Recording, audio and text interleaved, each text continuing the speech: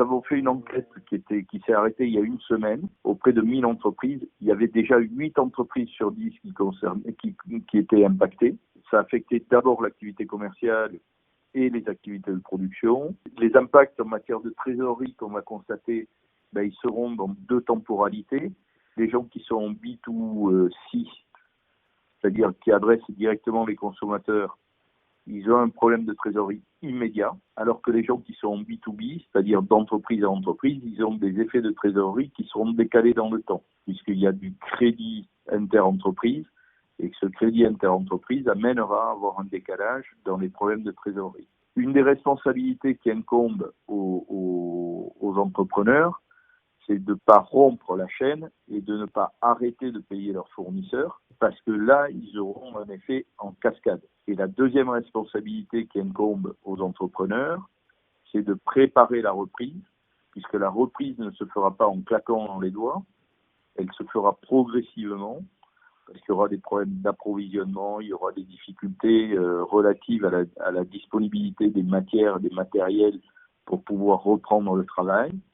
Et donc, la reprise ne se fera que progressivement. Et il convient que toutes les entreprises se préparent d'ores et déjà pour redémarrer l'activité.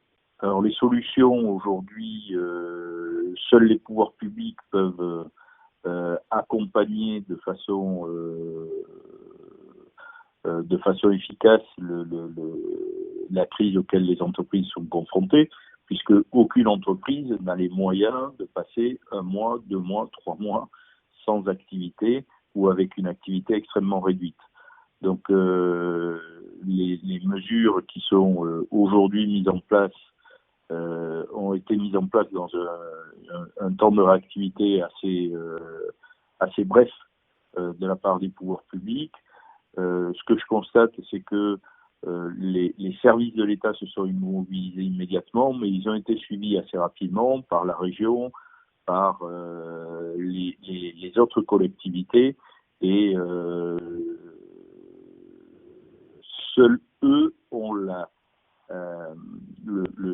les moyens, les outils pour accompagner les entreprises dans les difficultés qui ne vont pas manquer d'apparaître et qui sont déjà apparues.